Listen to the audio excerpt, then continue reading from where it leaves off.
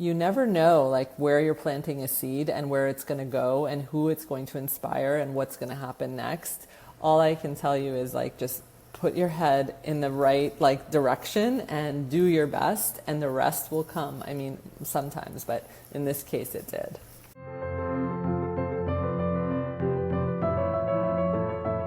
Okay, everybody. Hi, and welcome to Love Letters to the Future. And I know we're just joking around, but we're really serious at the same time. So today we have an amazing guest on the show.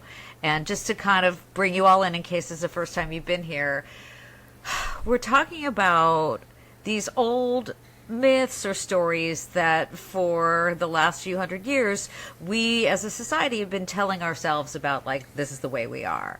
And look, everybody I know right now is not okay, including like nod if you're not okay, right? Hold your hand up if you're not okay.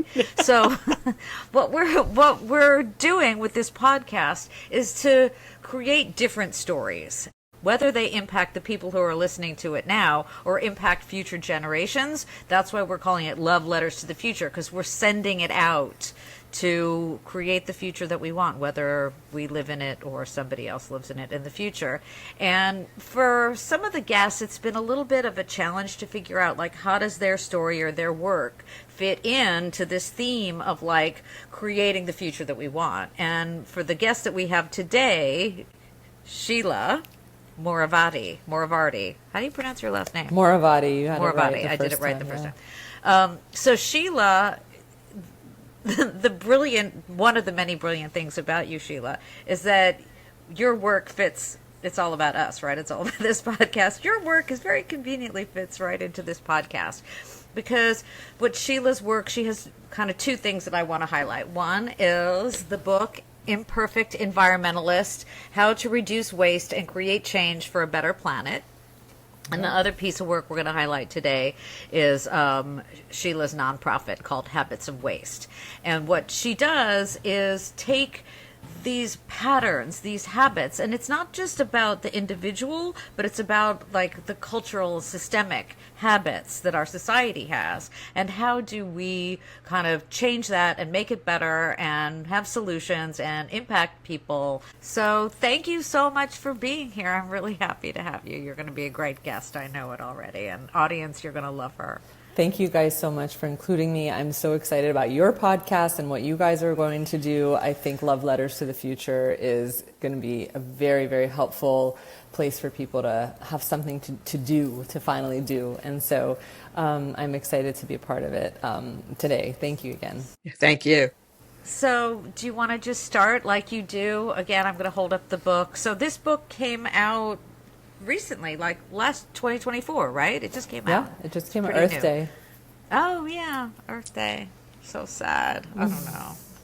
I mean, in the midst of all the trouble that we're in right now, I think the only thing we can focus on is solutions and what we can do about it. So the book starts out kind of with the origin story. So why don't we, tell our listeners what made you? You're like a mom, with a couple of kids. You don't necessarily have a degree in environmental engineering or anything. No, so one day... Yeah, I mean, I studied sociology. I was always fascinated by social movements. I was fascinated by the psychology of the masses and what makes us do certain things and think they're normal. So that's kind of like always been in the back of my mind. And I also grew up as an immigrant. I was born in Iran, and so my life never really consisted of being particularly wasteful, and it may have been more for reasons about, just not having enough of everything. So we had to be mindful. Can you give us an example of something for example, we never would throw away crayons. And so that's like a perfect example. When you were a kid. When we were a kid, never. We did not waste food. We would not, just buy sodas and this and that, or just go to the store and buy random things. It was things that you actually needed, that were really necessary to make meals, food to make meals, not just junk. That was also my mom being very like, this is a very weird culture here that everybody everybody's snacking all the time. I remember she was always like, you eat breakfast, lunch, and dinner, and if you get hungry in between, you have fruit. That's it. So it was all like different reasons for her, my mom and my dad, for being mindful of how much we're producing and wasting, and making things from scratch. That was another thing that was very common for us as my family grew up, again, in another country, that you would do your own pickling, you would make your own jam, you would make things. And it was a very normal thing for us to have that happen on a Sunday. But coming to this country, there's a lot more conveniences. And I think that those conveniences, unfortunately, spill over into excessive waste. And so that's where my first foray into environmentalism was when I had my own daughter, and she's 3 years old and super picky eater. And every time we'd go to restaurants, she would eat. So we kept going to restaurants, and I'm a new mom, and I'm so worried about her all the time for like, why isn't she eating anything I'm cooking? And before I knew it, she was, getting 4 free crayons. And I'd be like, wow, every single time we go, we get 4 free crayons. And then by the end of the meal, they're going in the trash. And something like was viscerally telling, like, this is not right. I don't want her to be a part of this society that's, the throwaway society we all know and hear about. And she's doing it. Can I just interrupt you for a second? What is a crayon made of? Paraffin wax, which is plastic, essentially. Really? So that's one part of it that's, bothersome to me, that it's made of paraffin wax. It's particularly bad for the environment. It doesn't decompose, yet kids are getting them every time we go out to eat and going right into the trash right afterwards. So the truth is... And not just your kid, every kid who goes to that restaurant. All the tables around us had the same thing happening, and I kept thinking to myself, like, all these kids are mindlessly going about their lives just picking up this idea that we get free crayons, we use them for 5 minutes, and we throw them in the trash. And that's the value that they're learning at that moment. And it seems small, I would say, like, looking back on it, it was like, it's a small moment, but as a parent, you start to notice that, like, this is not something I'm okay with for my child. So I started to collect those crayons myself, and then before I knew it, I had a huge bag, and I'm like, what am I going to do with all these? And then I saw that I did a little research and found that restaurants in America throw away 150 million crayons per year. And I even think it's way more than that, to be honest with you. I mean, for a population of 300 million, that's like, a crayon for every 2 people in America. Yeah. So the thing is... That's crazy. It's crazy. And so I think I started to notice, like, maybe there's a system we could change. Maybe there's something we can do here. The restaurants kept saying, well, we don't know what else to do with them, and we hate to throw them away. But meanwhile, there's huge budget cuts in education. We're looking at teachers to spend their personal earnings on classroom supplies. And all of a sudden, I'm like, well, what if we had the the schools pick up the restaurant crayons once a month? And the restaurant could just start to collect them in a separate bin, the ones that are still good, and we have a solution. And so, sure enough, the Crayon Collection, my first organization, was born, and we started pairing up restaurants across America with local schools, especially ones that are considered Title I or Head Start, where over 50% of the population are living under the poverty line. And these crayons are true gems. So we took it many steps forward, where we even created art education, which was a very big deal because these schools had no more art education resources because of budget cuts again. And eventually, we saved over 22 million crayons, set a Guinness World Record, and we continue to do this. And we have kids all around the country, Girl Scouts, Boy Scouts, kids just like saying, like, of course we don't throw away crayons. That's crazy. We didn't even notice it. But then once you say, look, they start to say, oh, I see, and then they do something about it. So it's a beautiful thing because it's not just the crayon, because then they start to see what else are we disregarding with no kind of value, but actually shouldn't be thrown away also. And so they start to see it in a way that's very connected to their lives through the crayon, and then it could be plastic bottles, and then it could be many other things. Their uniforms, their extra clothes, their shoes. Like, why are we throwing everything away, and where is away? And that's something that we have to always reiterate with them, because they're often not realizing that, like, the trash dump that's over there, it's still here. Of course. So I think that is like there's like almost 2 or 3 story/myths that are packaged in there. One is that there is such a thing as away, that, Yeah. our society has like this magical away place. And so I guess the news story that you want to, I don't want to put it in your words, but like the news story is there is no away, There is or no that, away. that this whole idea of like single use, I mean, that's the old story. So the new story is reuse, Exactly. repurpose. And it's a story that's so applicable to, well, every aspect of human endeavors. In economics, it's called externalized costs.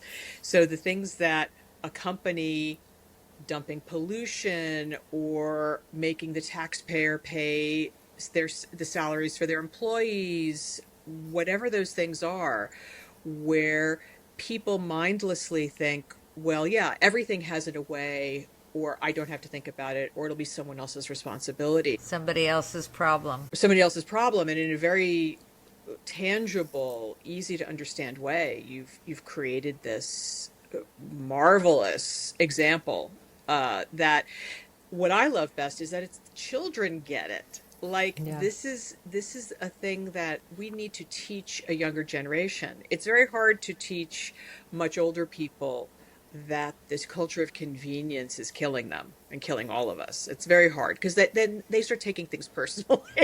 Right. Yeah, But I it's guess not kids hard are at more all. open. Yeah. Kids are like, Yeah. oh yeah, I want to help. So I love this aspect that you're doing. Thank you. I think the other thing that you said too, this whole idea of like, it's just a little thing. Because, I mean, when I worked at NASA, everybody would be like, oh, right, walking more and driving less. It's just a little thing, when there really is about like 10 giant polluters in the whole Right. planet. And we're asking individuals to like, do their carbon footprint and, turn off the lights and, use paper straws. And I think people get really frustrated with all those things. But you jumped from an individual to like a whole system, that you Yeah. took the whole system on. Well, yeah. I And also want to add, though, Laura, that like, despite the fact that it is such a little thing, like, even though you were saying walk and it is frustrating because the onus shouldn't be on us, what does happen, though, is that we shift the societal value system where those 10 polluters can't get away with it as much anymore. Exactly. And so it's important that we also just continue to do our best and not like throw in the towel just because our impact is nothing comparable to theirs, but we create a new value system that we're not okay with this anymore. And then the tipping point comes and these 10 polluters have to really wake up and say, okay, we got to do something because nobody's having it anymore. Which is the day I'm hoping for and still waiting for. But we're sending the love letter out there so that it happens. And hopefully somebody, right now is listening to this and thinking, wow, I didn't realize I could do something. And here this mom just started with a bag of crayons. And I mean, pretty much every story in this book and every, we're going to talk about the nonprofit. So all of that sort of grew. It's almost like the same story over and over again, but with all these different things, right? You Yeah. see a thing, you see that it's systemic, and you say, okay, we don't want to have to put it on. Can you imagine if you said, okay, every parent has to collect the crayons and bring them to the school? Exactly. That wouldn't happen. It would so never you have to happen. kind of change the system. And I think it's interesting that you said that even the restaurants were like, we don't want to throw away the crayons either. So Yeah. they were like caught in the systemic loop Exactly. themselves. And I also want people who are listening to know, like, if you were to told me when I started collecting those few crayons myself that you got to turn this into a nonprofit and you got to do this and you got to go to scale, and I would be like, oh, forget it. This is so overwhelming. But what I tell everybody is, if you have an idea that you think like, oh, you're probably thinking like somebody must have thought of this. Well, they haven't. And just take that one step forward, and then the second step will come, and then the third. And before you know it, something may end up becoming a beautiful, kind of blossomed, scalable, whatever it might be. And it doesn't have to be a nonprofit, but it grows.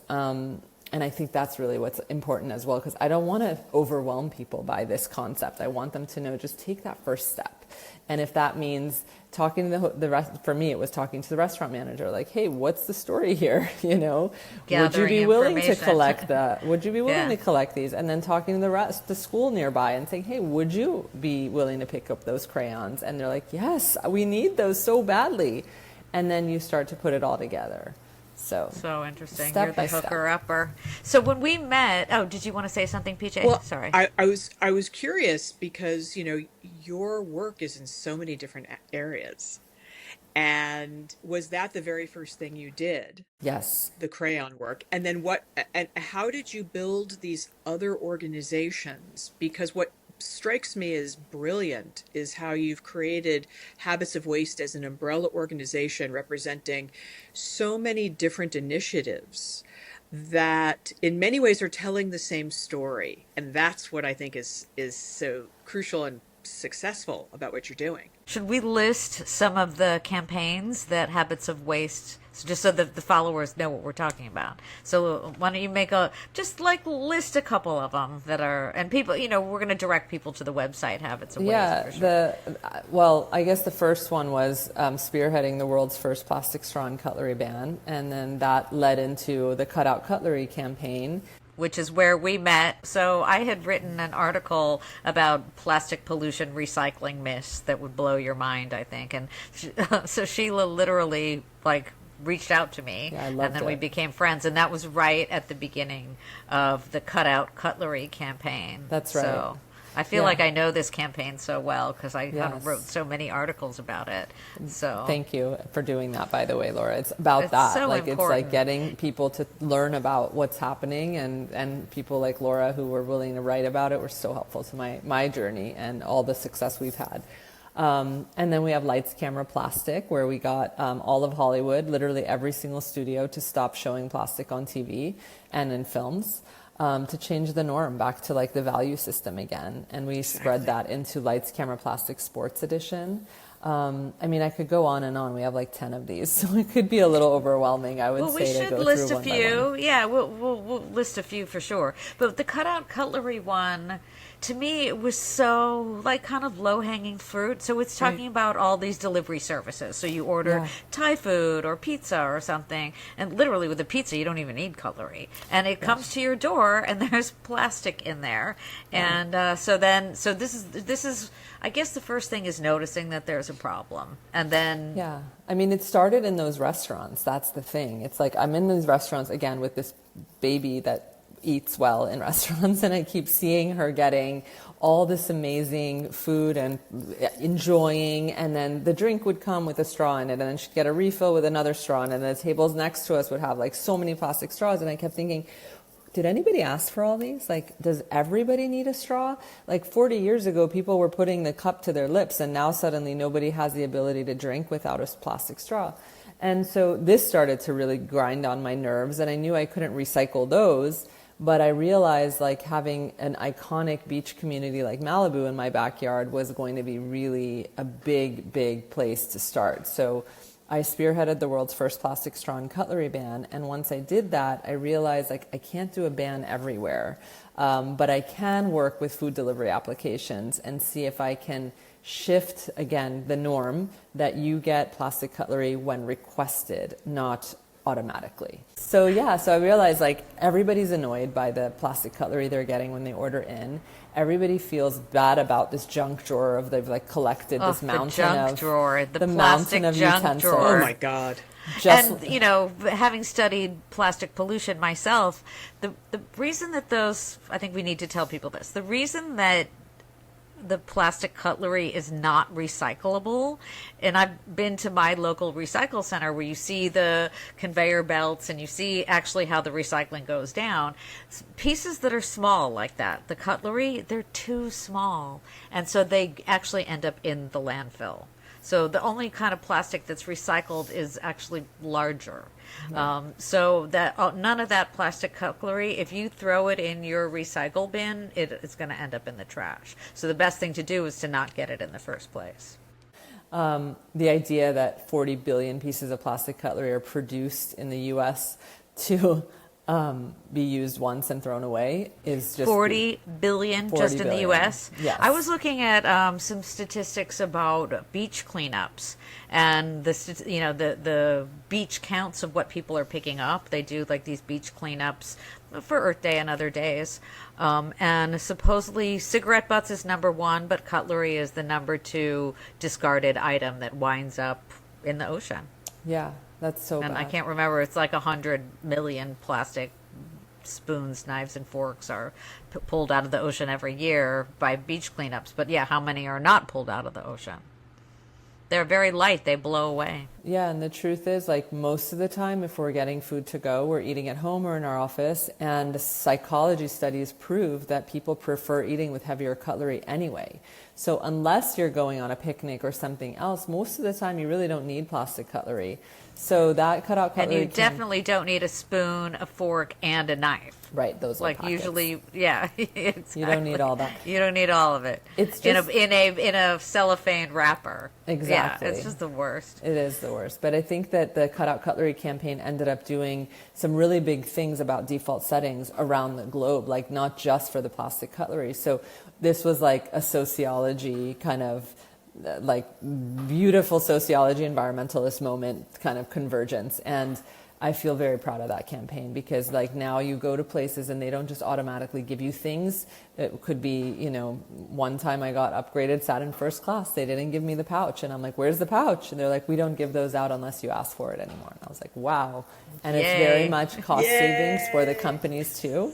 And so there was a study done in China on our Cut Out Cutlery campaign that showed that behavior change was 600%.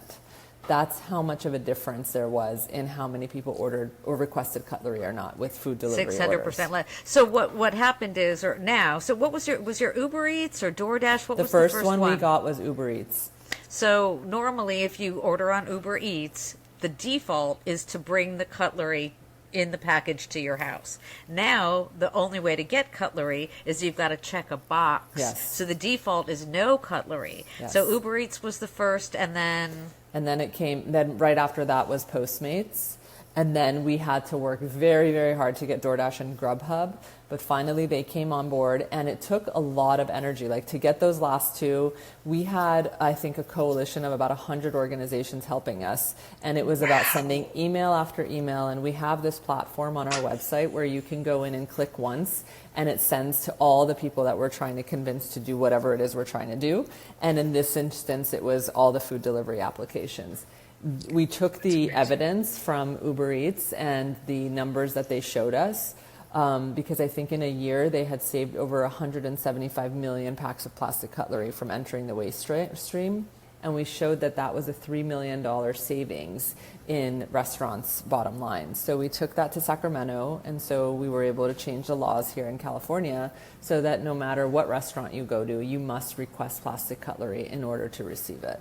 And so then it started to blow up into New York City and different cities around the country, Washington.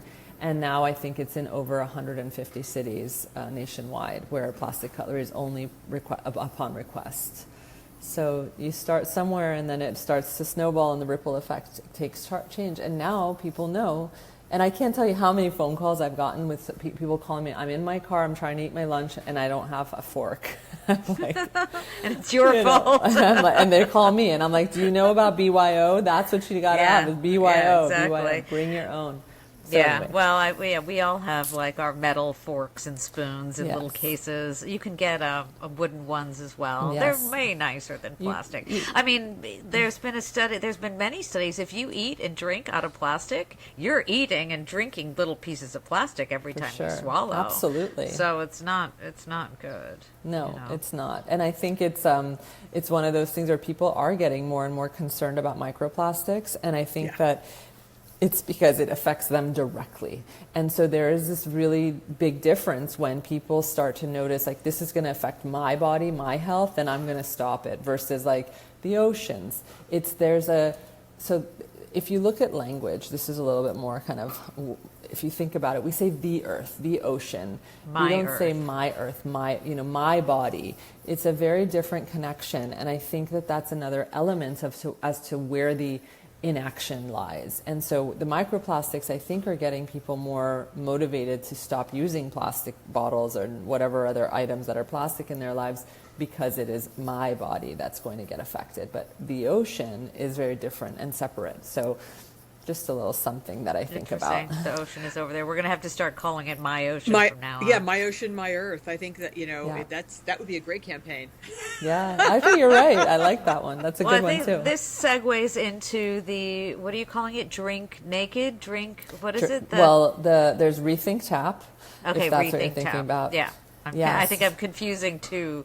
There's Ship Naked and Rethink Tap. Yeah, that was another campaign that came up because we decided that Wells Fargo gave us a nice grant to go into one of the oldest high school in Los Angeles.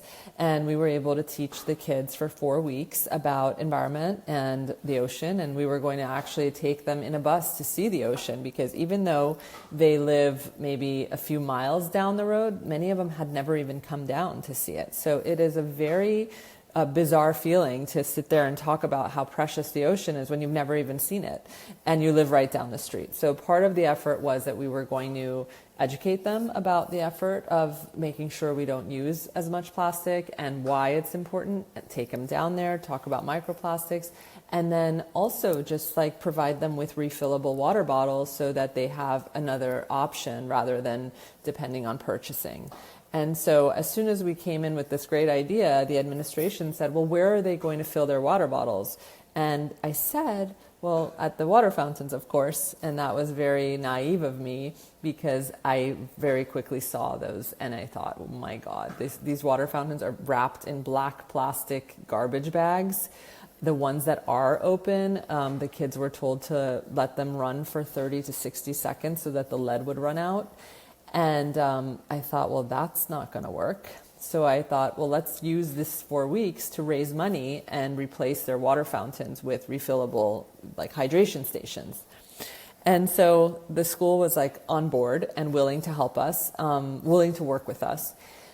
So one of the weeks we had Richard Bloom, Assemblymember Richard Bloom's field worker, come out, and he showed the kids what microplastics look like in a little jar, and we did all these things, and we talked a little bit about environmental justice and how kids should have access to clean water no matter what. Like, that is not an option, and they never really even thought that that's something that they deserved, because they just were used to this, that they don't have water and they bring it from home, or they have to buy water, and many kids can't because that's their bus ride home.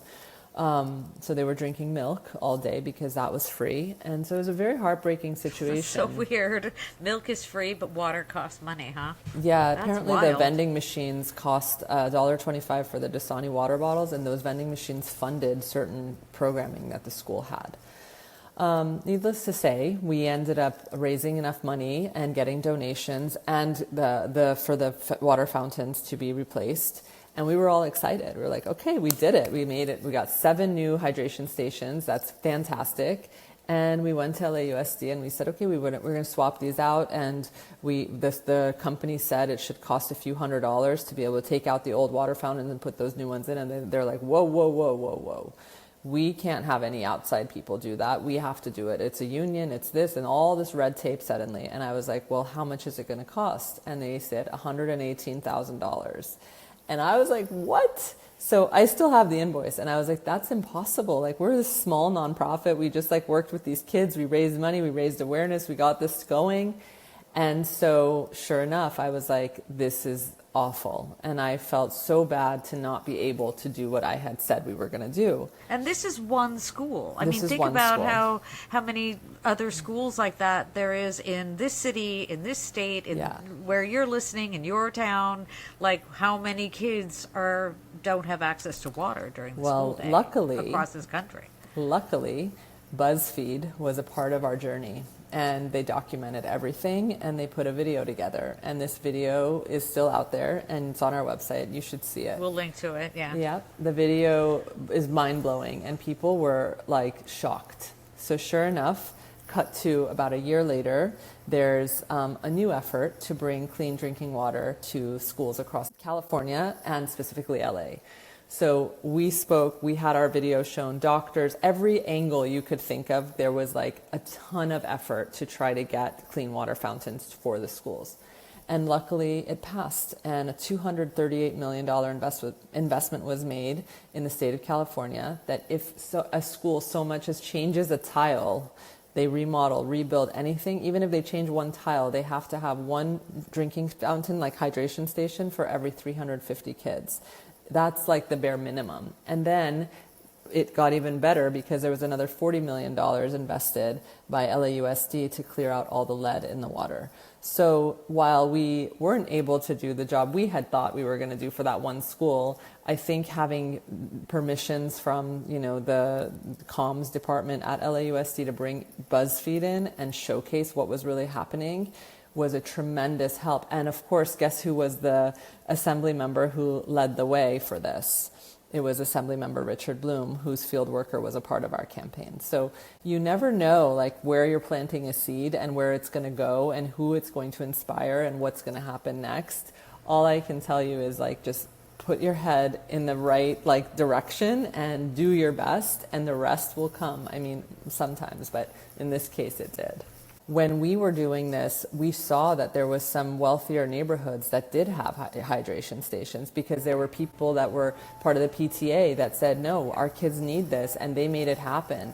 But unfortunately for the schools like the ones that we were representing and Especially working with, Title I. they didn't have anybody like that to be able to make that kind of change happen. So we were using those schools as the, and we were telling the students, like, why do you think those kids have access to clean water? Like, you guys have to have access to clean water. And so it was really showing them that this is an environmental justice situation. This is a human rights situation. We have to all be on the same page. Yeah, really. I mean, It's it fantastic. just does show you how it is a systemic thing, that when you start pulling threads or pushing on the threads, then all of a sudden the whole thing has to start shifting. Yeah, that's and a it big really one. helps when you have a big media, company like BuzzFeed at that time. They put it on every channel they had. I think it reached over 40 million followers or something.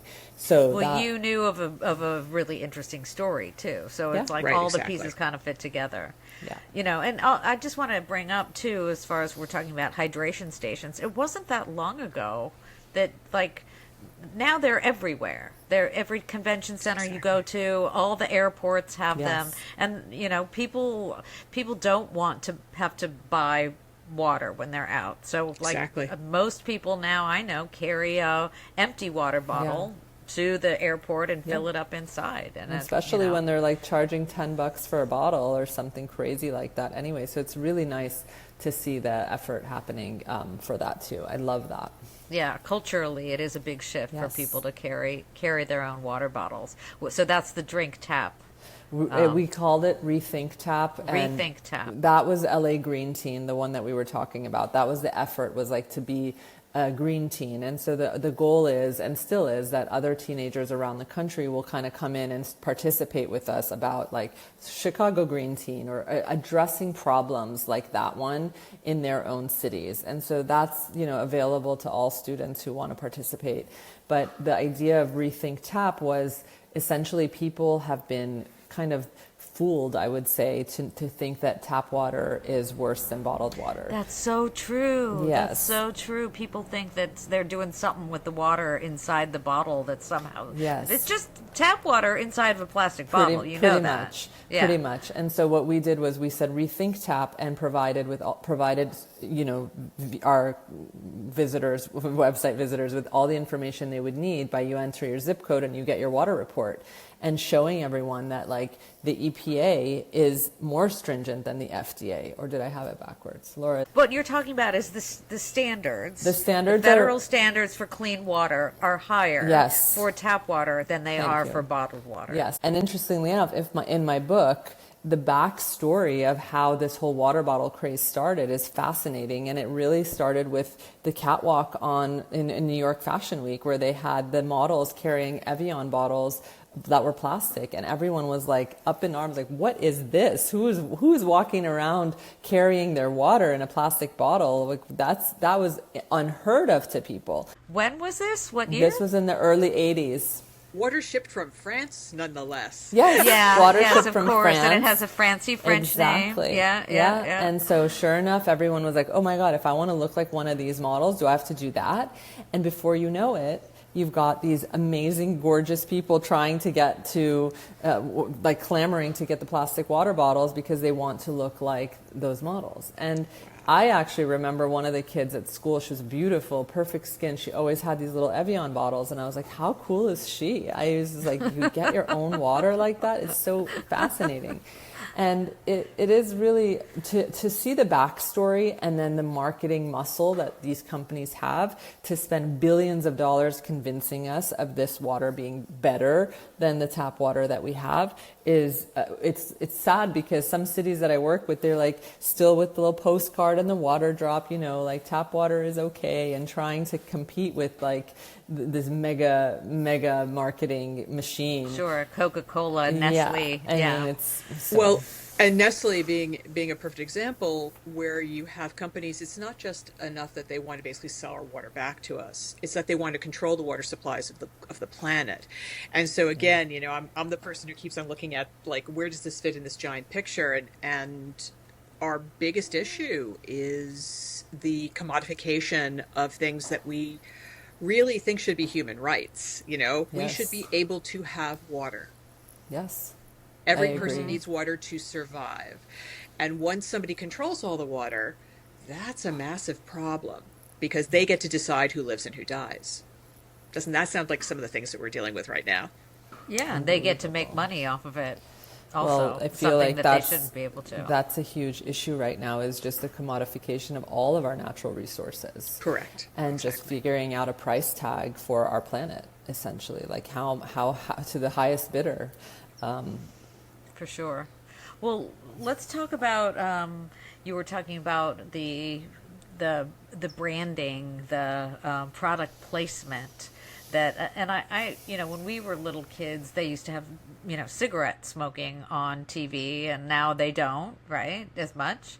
It used to be glamorous because the smoke and, you know, all coming up, and all the actresses would smoke on camera to make them look alluring and sexy, and that's kind of gone away now. But with the water bottles, you did a campaign with Hollywood to try to, you know, make it uncool. So I get frustrated at times, and I get frustrated because I realize, like, how are we going to go up against this machine, this marketing machine of water bottles and You're plastic? just one lady, one mom Yeah. with a couple of kids trying to go up against. Sometimes I get a little like overwhelmed, and so when I get overwhelmed, my backup ideas are always shifting culture. And so when I know that we can shift culture, and that's the biggest and most powerful machine that we have as a people against these companies, then I get empowered again. And so when I realize, well, Hollywood's not a big city, like not a big community. It's actually very small. And the idea that, you know, all of a sudden characters on TV are using plastic for a meeting in a lawyer's office, you know, when they have like the big conference room table, and then there's like a fictional script. Yeah, they're not. It's not like No, they have. I saw like plastic water bottles in the middle of the scene, and I'm like, well, they could easily do that with a pitcher and glasses, and that used to be the way it was. Why not now? And then, or like another character might have these red Solo cups. Oh gosh, those drive me nuts when there's like party scenes. And every college party you go to, it reflects exactly what they've seen on TV. There's red Solo cups everywhere. So I decided that Lights, Camera, Plastic would be the effort to give productions a chance to do something for the planet through their creativity and their work. And it was in that vein of like, hey, you guys can really change the world here. And it wasn't about like, shame on you for showing plastic, but how about if we don't show plastic and actually create a better norm, a better society, just like we did with smoking. And everyone in the entire Hollywood community was like, yes, let's do it. And it was such a great feeling because they were so excited too. They saw that they could make a change actually and contribute to the greater good of our planet whenever possible. So if the character needed a coffee or something, they had a cool reusable mug. And like something fun, or just even a mug. You know, it could just be a mug at the office rather than a paper cup or a plastic, whatever. Anyway, so the point of that was all it was. It was a simple ask: swap single-use plastic for reusable alternatives, or nothing single-use, essentially. And there was It some. sounds like the same thing when you went to the restaurateurs and they were like, "Oh, great idea." I mean, it's so wild that, and I'm going to put myself in, so I'm not really shaming people, but it's like we can walk around almost like zombies, unconscious of like Yes. these old patterns, but and then as soon as somebody goes boop, and then Yeah. not somebody, Sheila comes over and goes boop, and then we all go, oh my God, no, we're gonna shift so Right. quickly. I think the goal, though, you have to come in with ideas. Like, I'm coming into an industry that I have really nothing to do with. Like, I'm no producer, I'm no director, I'm just a person on the outside. And I'm coming in with an idea and asking them to do a little extra effort, a little extra work. But if you go in with this vibe that's like, you guys are awesome and you're doing great things, what if we go from this direction to this direction, just a smidge, and look at history and what happened with the nosedive of smoking? I think smoking dropped 40% or something when they took it off screen. Well, let's see what happens. And everybody gets charged and motivated and excited rather than feeling like, oh God, here they come again with the environmentalists. I'm even thinking of like the art directors and production designers who go, oh, wait, a mug. Okay, what would this character drink from? Yeah. No, they're definitely a Stanley Cup guy. Or wait a second, they've got like a weird mug, like, I hate Mondays. Well, they did that. We did that with this movie called Marry Me, where the production was amazing, and they took Jennifer Lopez's character and they gave her a Swarovski crystal blinged out reusable water bottle and coffee mug, and like they just had so much fun with it. And that was part of the props of like, of course hers has to be, blinged out with all the bedazzled jewels on it. So lights, It camera, helps plastic. with their storytelling. That's Yeah, it's and fun. what I love is that you have PJ's stories. getting all excited about the I'm getting all storytelling excited. now. That's why we're all here. What I love is that your storytelling is helping other people with their storytelling. And that, since that's the business that ultimately, I don't care what business you're in, that's the business you're in. You're telling the story of why people should watch you, use you, buy you, sell you, Hire whatever you. exactly, whatever it is, you're actually helping them do their job.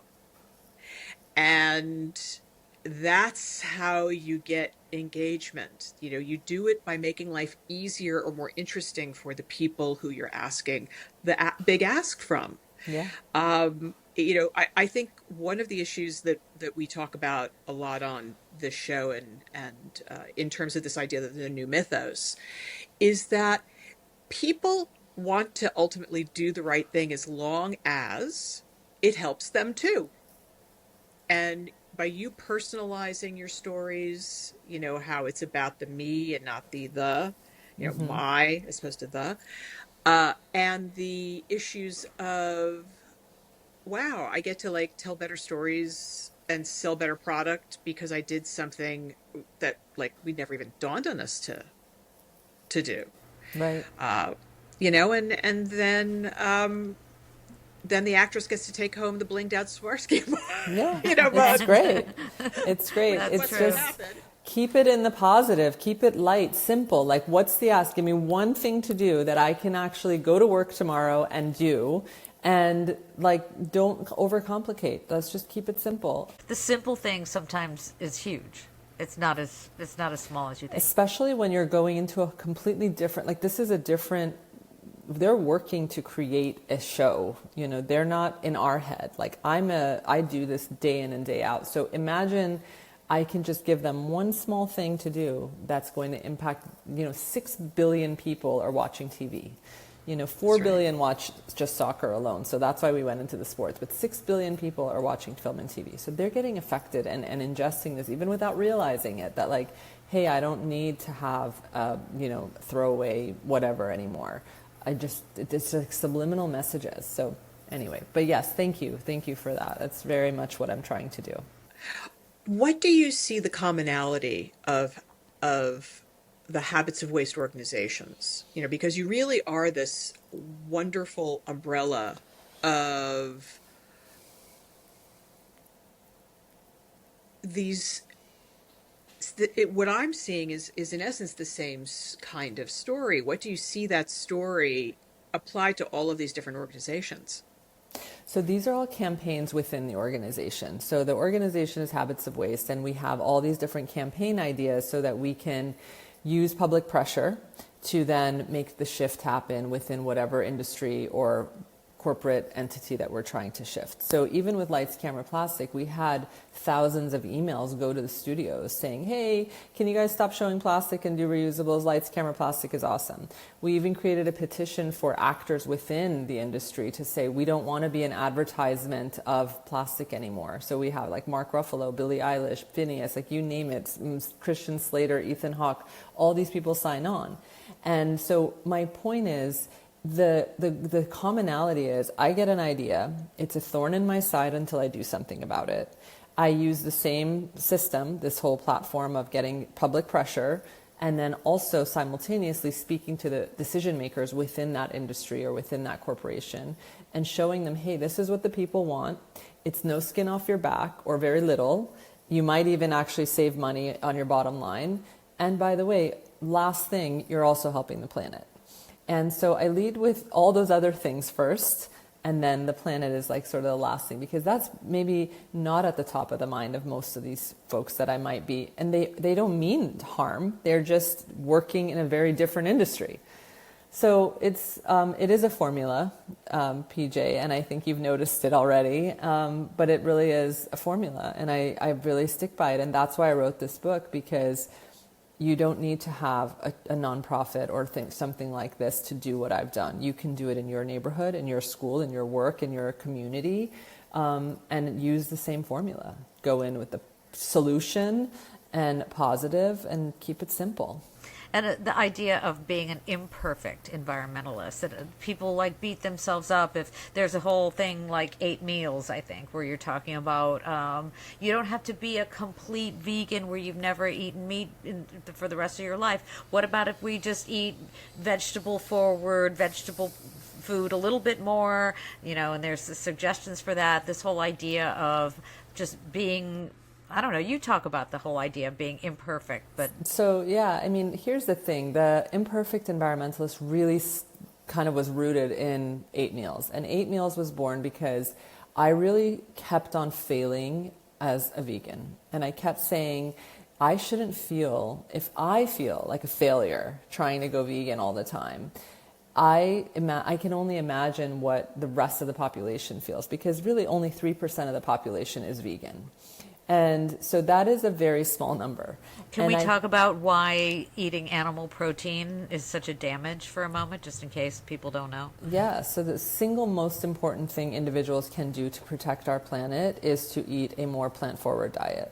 And that's because of carbon pollution. Yes, yeah. So the animal agriculture industry is so intense on our planet, is creating so much methane gas, and then the deforestation to create the feed to then feed all this cattle and all these animal agriculture farms and everything. It is destroying our land. It is completely creating a system that is actually unsustainable, is the perfect word, I would say. Exactly. And the runoff from their poo. Yep, and all of those things, if the soil degradation, everything around that industry is causing. Because here's the thing, Laura, and PJ, how many times do you guys go down the street and see a Wendy's, McDonald's, Burger King, and an In-N-Out in the same intersection?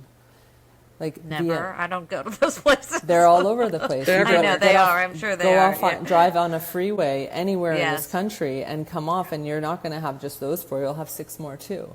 So the amount of meat consumption that we are doing in this day and age today, it is higher than ever before, and it is because of all of these incredibly accessible and low-cost meat products. And low quality. Yeah. And so the thing is, I realize, that's where we're starting at here. That's what we're dealing with. And how do we go about that if, I can't even, as an environmentalist that people really respect and look up to, can't stay vegan all the time?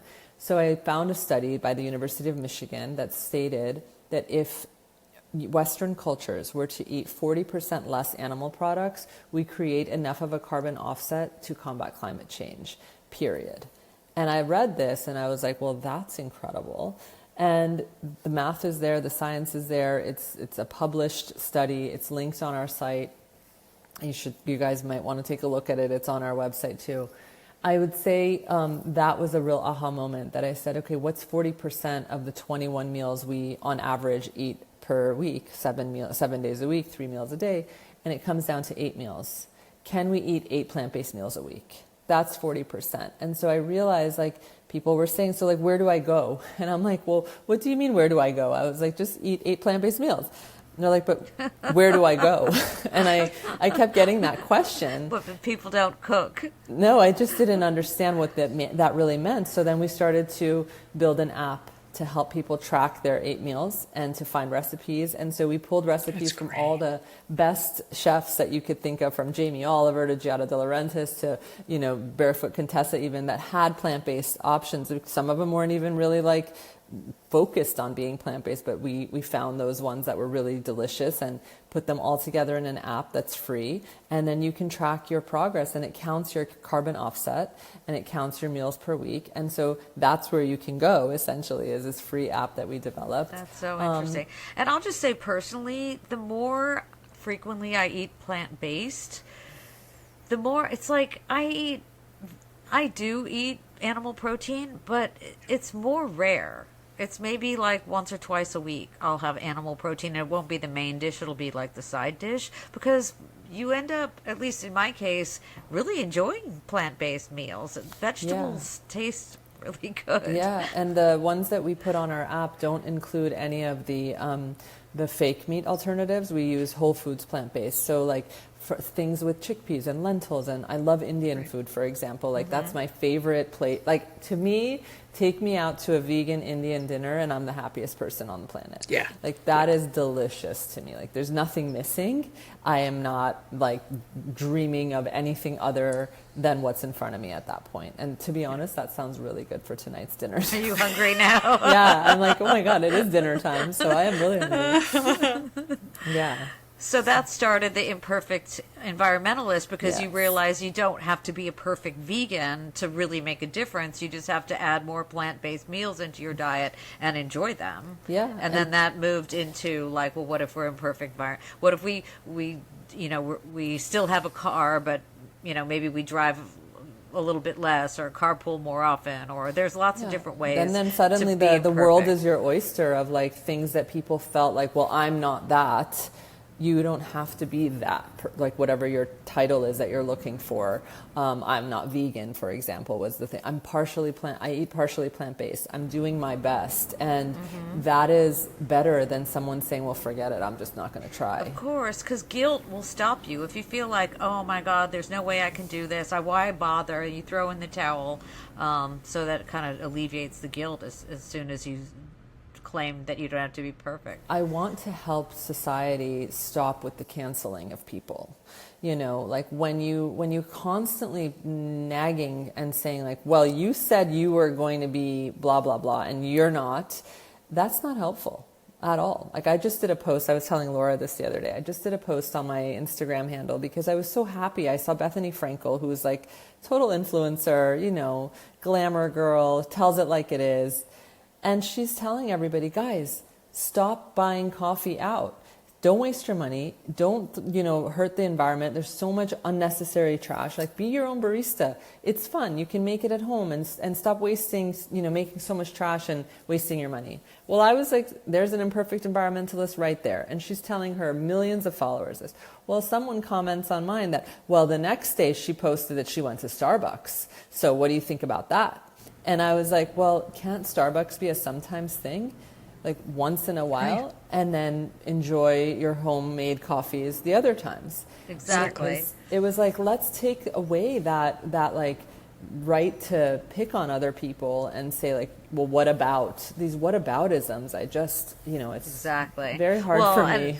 I think if you did eat a hamburger once every month or two, it's going to taste better, that one hamburger, than if you ate a hamburger every day. I think, because it's like you started this conversation talking about what our values are, right? And you start to appreciate things more if it's not just like, oh right, I'll drive through, I'll eat it in my car, I won't even taste it. Yeah, it's true. It's interesting too, I live outside the United States now, and in the US, there really is a very advanced culture of whataboutism, and also that somehow every choice you make gets judged, and you get people's opinions of what that choice must mean about you. And I'm laughing because so my kids prefer to eat vegan.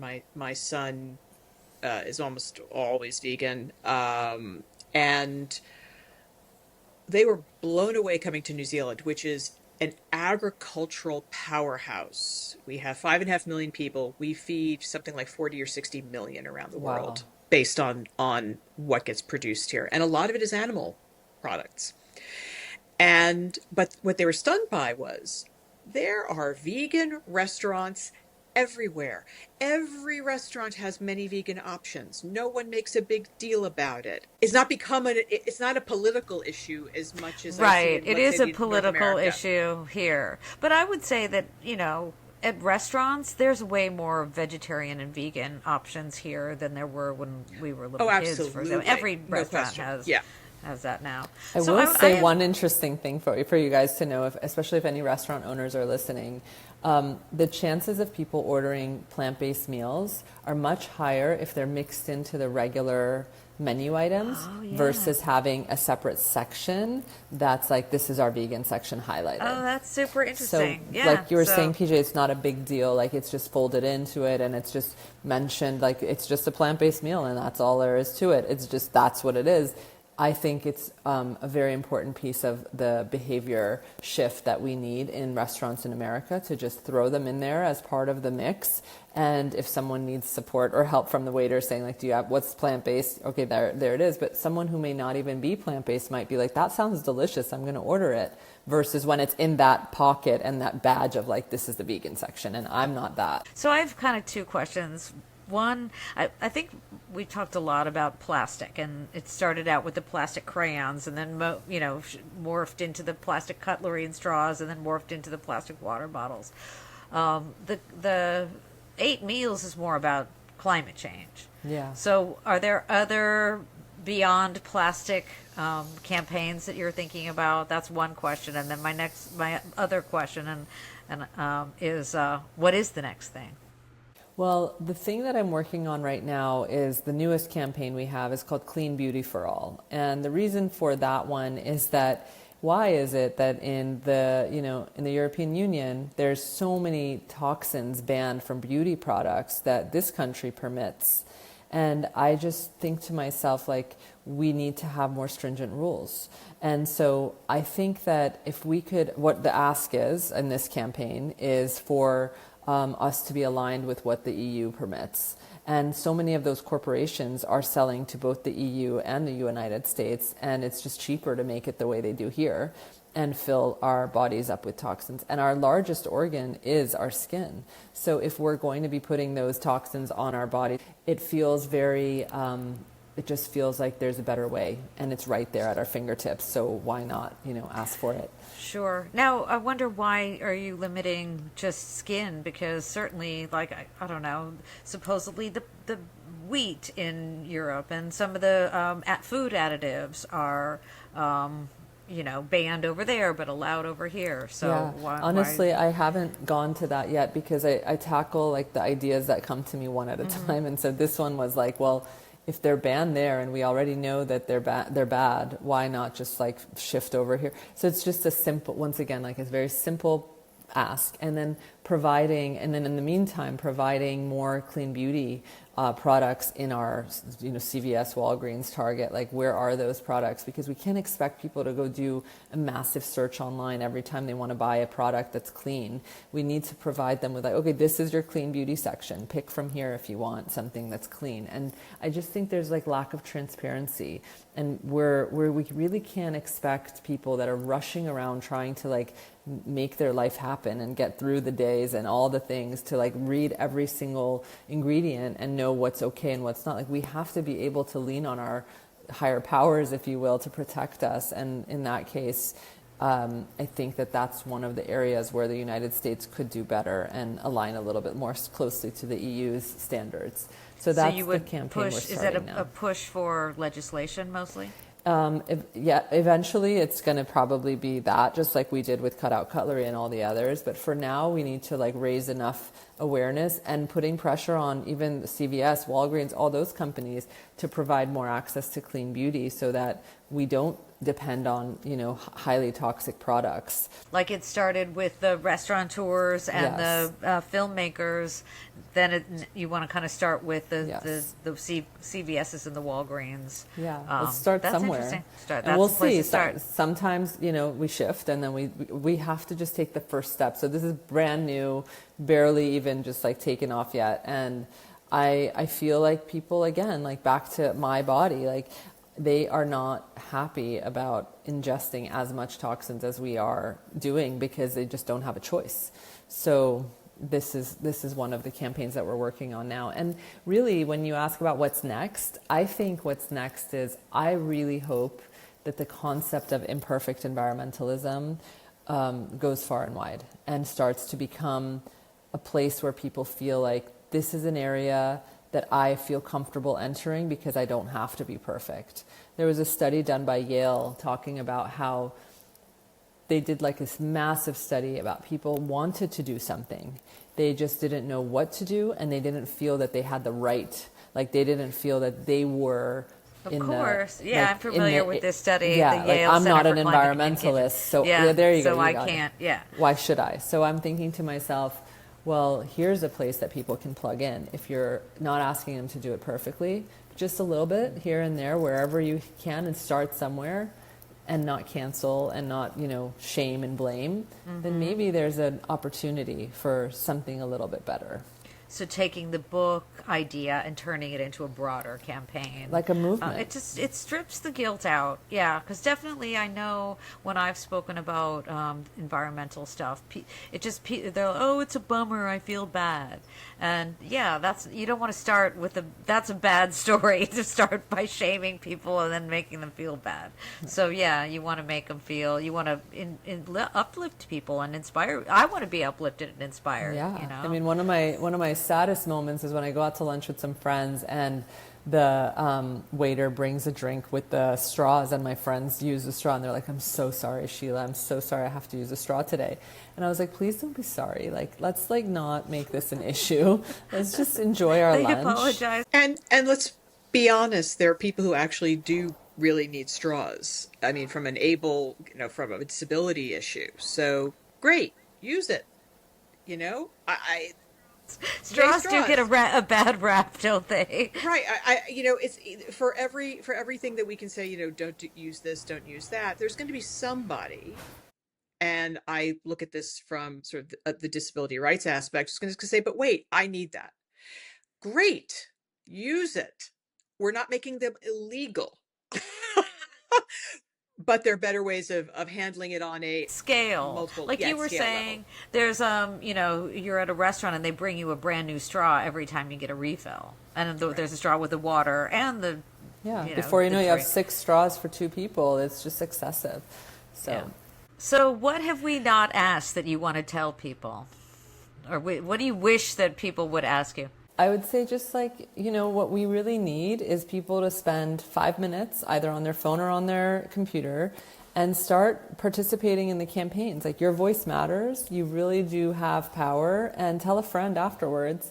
And then if you really want to help us, like, donate $5 a month to us so we can continue the work that we're doing. It's so important to give to charities that are actually doing something grassroots on the ground running every day, trying our best. So if people want to participate, they go to the website, habitsofwaste.org. Yes. We'll put it in the show notes. Then they can click on all the different campaigns, and when you click on a campaign, it sends a letter. Yes. Yes. You say "Make your voice heard." You click on "Make your voice heard," and each campaign has a letter that's already been like pre-filled with the email addresses that it's going to, the subject, everything is done. You just enter your email, so it's coming from you to these corporate entities, and then you click send, and it's done in quite literally less than 15 seconds. And they can sign up for your newsletter. Yes, sign up for the newsletter, get the book, take a look at the book. It's Show you actually the a book really again. easy Here read. it is. It's not too fat. No, and it's an easy read. And we try to keep it as simple as possible, because the goal is we want everyday people to take a look at that book and see the Exactly. story of a person like me who really never thought this was going to be my journey. And You so, don't have to be Leonardo. You don't have to be Al Gore. You don't have to No. be if I can do Jane it, you Goodall. can do it. Yeah, you could just be a regular, imperfect Regular person. environmentalist. And then people, of course, can donate. Yes, that would be a big help. Thank you. This has been wonderful. Thank you so Oh, much. thank you, PJ. And Thank you've you, been so Laura. inspiring. I think hopefully you'll get a lot more activity from viewers as well. I hope so. This is great. You guys are a good duo, and I really appreciate the Aw. energy, the positivity, the fun vibe. It's going to be great. It sounds like you're just hanging out with friends talking, and that's really the best part. Well, I think when things are as hard as they are right now in the world, there's two things we can do. We can do community, and we can just get to work and do what we can do. And so you're offering both of those things. Absolutely. People need to feel they're not alone. The only last thing I'll say is this, the climate change crisis is so daunting. It's so big, and it becomes this behemoth, mammoth kind of monster. And it doesn't feel like we can tackle it. But when you start to break down the parts of our daily lives that we can all do a little bit better, and then multiply it by, 7.5 billion people, it could do something. It will do something. It's impossible for it not to. And push on the systems like And you're push on talking. the systems. So it's not up to the regular just people trying to get through their life, that they don't even want a frickin' plastic fork. Yeah, it's you a know? bottom-up, top-down Yeah. pressure cooker that really does affect it. It really does affect change. And so that would be the only other thing I would say is climate change is daunting, and it makes people feel like I don't even want to deal with this because I don't know where to go. But my wish is that people would say, hey, what about these little things we can do in our daily lives that collectively make a huge impact and put pressure at the top? And the pressure on the top, people don't realize how easy it is to apply and how effective it can be. Yes. This is, they look at the monoliths and think they're monoliths. And no, they're just people like us. Exactly, which is one of the myths that you're dispelling is that we can just throw things away, that we can keep with our habits of waste. And the other really big myth that you're dispelling is that an individual cannot make a huge difference. That is just not true. And You a are perfect perfect example of that. proof. Yeah. You are the That is perfect not example true. of how an individual makes an incredible amount of difference. Thank you, guys. Thank you all so much. Thank you. See you next time.